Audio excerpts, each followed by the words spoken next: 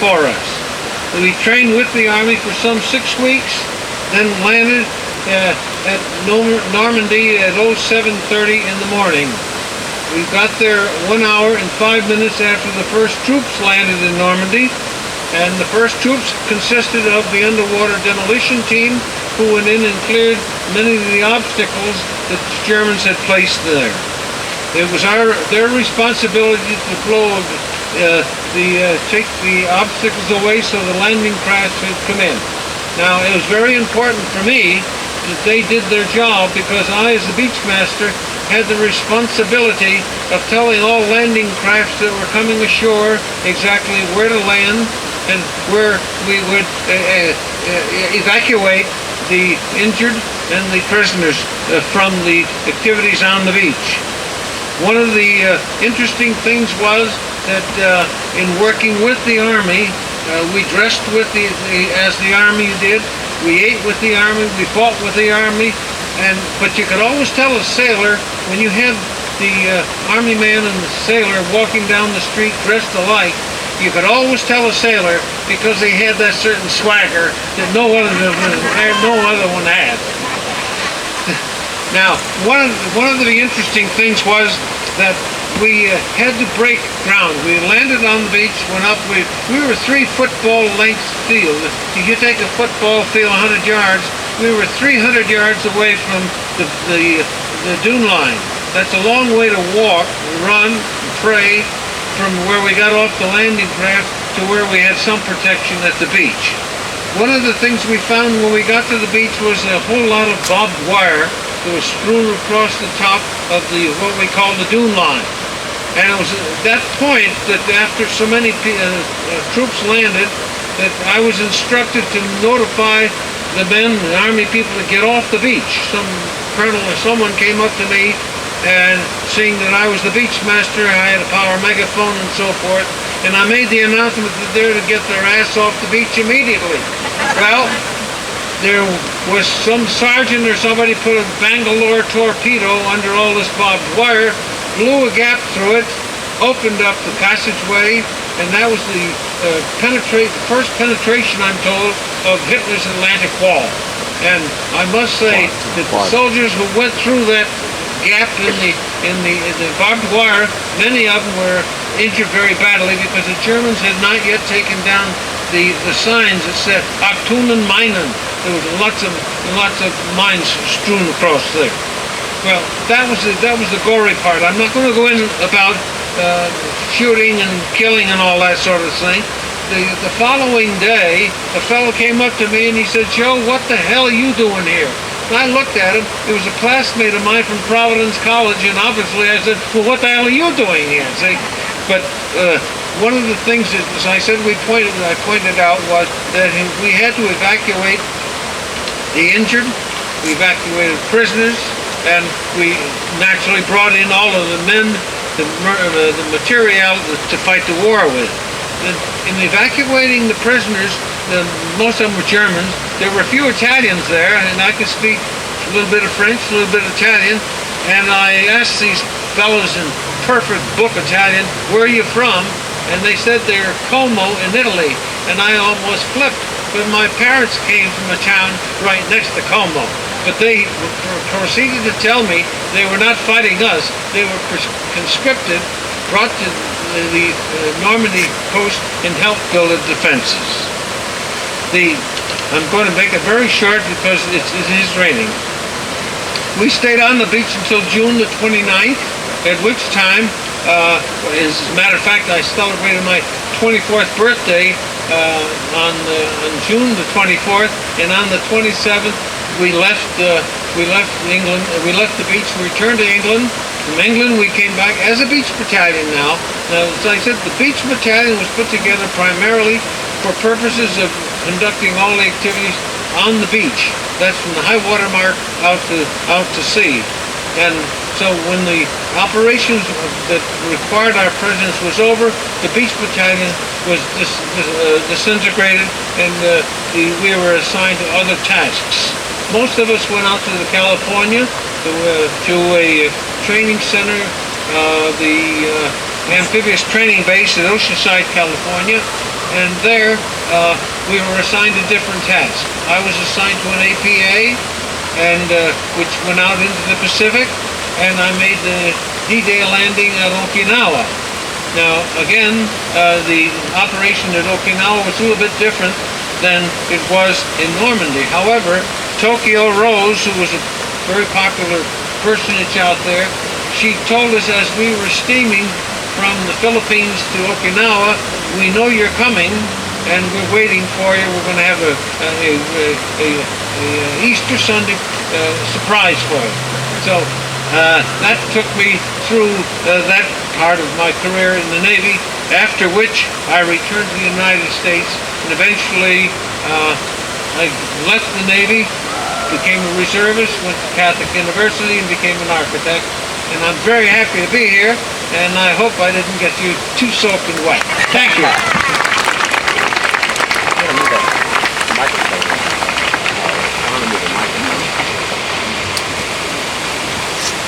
On the continent of Europe, with miraculously fewer casualties than anticipated by many of the planners. Eisenhower's great gamble on the weather had paid off, as had the gamble of the operation itself. If the invasion failed, history might have been written differently. But no one could predict how long it would take to assemble sufficient men and material for another attempt. Although there was disappointment about the extent to which the invaders had been able to penetrate inland, the fact was that they had arrived to stay. The segments of the great artificial harbors were already being towed across the channel. More men and equipment would pour into Normandy during the ensuing weeks to prepare for the inexorable advance into Germany. D-Day marked the beginning of the end of the Second World War. Thank you. Corps in World War II, Lieutenant Valenti, 51 at missions, the commander of a B-25 attack bomber with the 12th Air Force in Italy. He was awarded the Distinguished Flying Cross, the Air Medal with 4 clusters, the European Theater Ribbon with 4 battle stars, and France's highly prized Legion of Honor. Well, it is my honor to welcome this distinguished American citizen and great veteran, Jack Valenti. Thank you all. I'm very honored to be here, I can assure you of that, at this holy place. Let me tell you a story. When my son, many years ago, was about 16 years old, I took him with me to visit Omaha Beach in the Normandy country of France. I wanted him to see where the greatest battle in all of recorded history took place, and where the title deeds of freedom hung very much in the balance. And we stood on the bluff above the beach and gazed down on that sandy strip of land which was still absorbing the blood that flowed so freely 60 years ago tomorrow. And I wanted him to see where these Nazi assassins were situated, just overlooking that beach.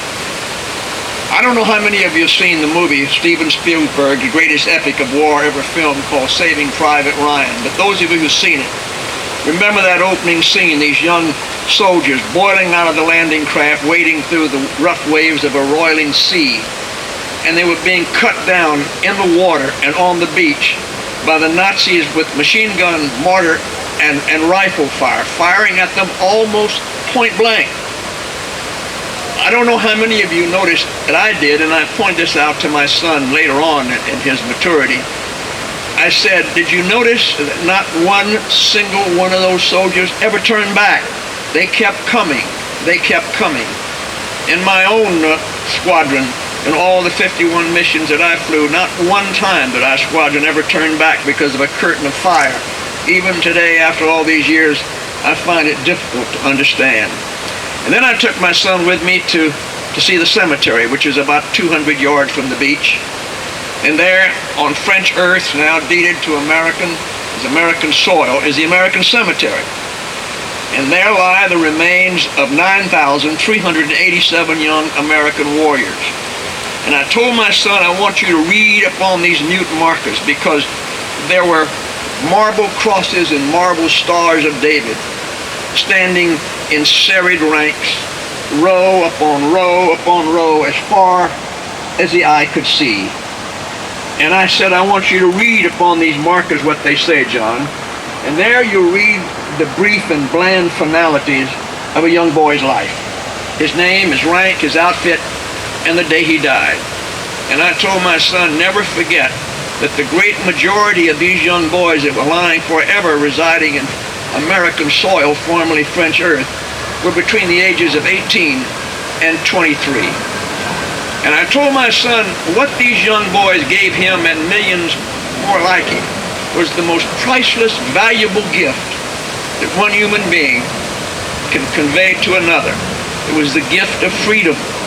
It was a gift, I said to my son, that was bought and paid for in blood and in bravery, and a gift that conferred on you and millions like you the potential to live out your entire life without ever having to test your own courage to see how you would act when the dagger was at the nation's belly and death stared you right in the face.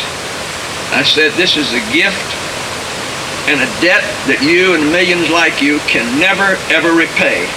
And that's what this memorial is all about. And all of you who come here, look around, all of you who come and see what this memorial is about, and recognize that this is a special place. This memorial is a living remembrance of valor, and courage, and duty, and sacrifice. Not just for you and those who gaze on it today, but for generations of young Americans yet unborn who will realize that what came from this place were the ornaments and the essentials of this free and loving land. Thank you.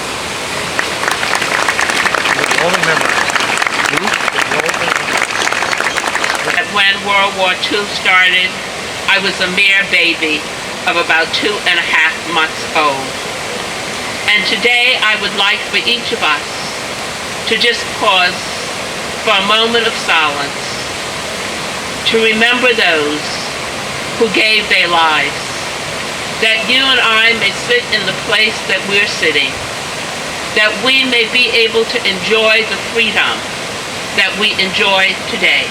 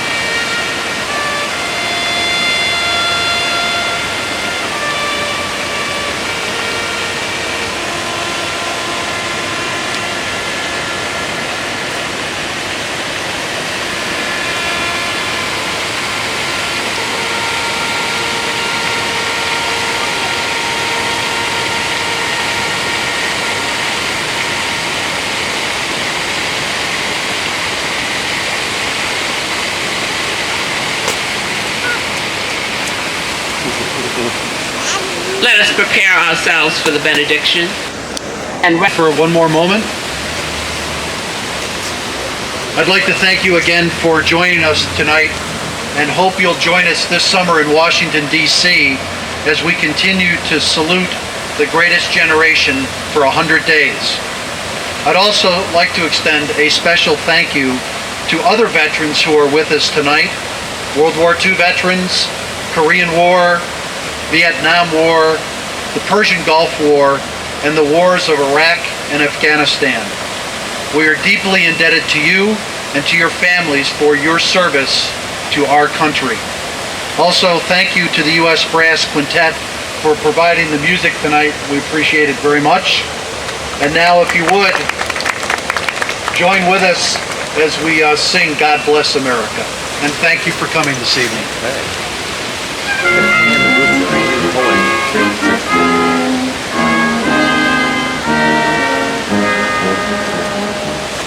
God bless America, and that I love, and beside her, and guide her through the light from above, from the mountains to the prairies, to the ocean, and the fall.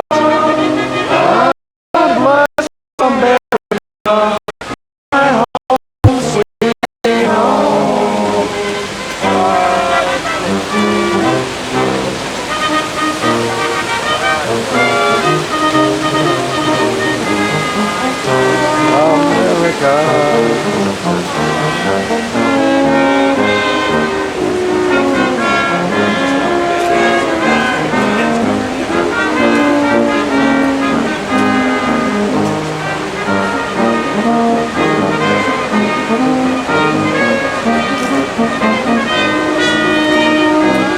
God bless America, my home, sweet home.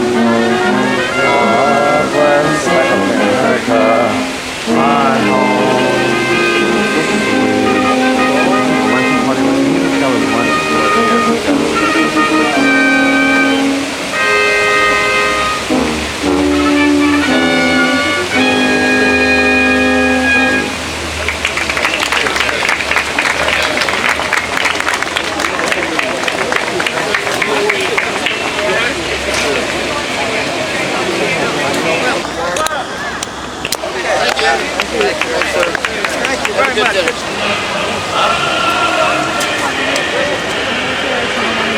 I'm sorry?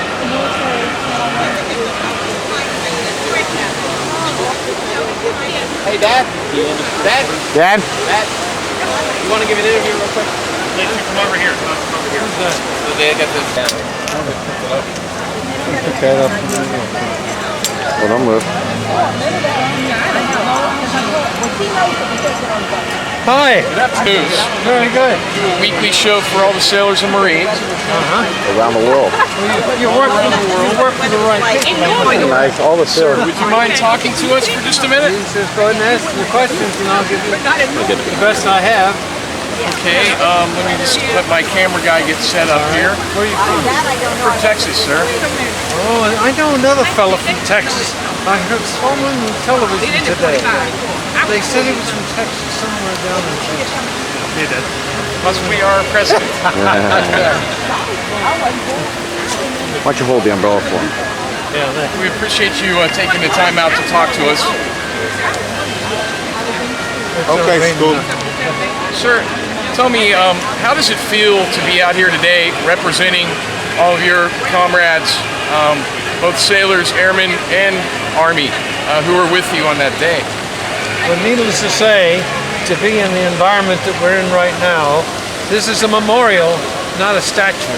And the memorial represents everyone. And I feel among all my friends here, whether they're sailors, whether they're Marine Corps, Army, or whatever, or the people who worked on the home front, they too are being represented here in this gorgeous edifice, which we call the World War II Memorial. It's not a statue, it's a memorial. Sir, as the rain's falling, it's a little chilly. Could you just describe for me a little bit about what you were feeling on that eve as you were making your way towards Normandy? Well, you asked me the wrong question there, in as much as I was playing cards aboard our ship, playing poker, and when I saw 5 aces in my hand, I knew it was time for me to go get that little bag that you use, and I crawled in the sack until we got up close to the beach. But once we got in sight of the beach landing area, Then there it was quite misty, quite overcast, and we were ready. I had 43 men and 3 officers with me, along with the 1st Infantry Division. They were also aboard the ship, and we had such tremendous training for a year that it was just an ordinary thing to get off and go in, and we had 3 football length fields to run in order to get up to the dune. So, Sir, could you just tell me a little bit about what was the Navy's role that day?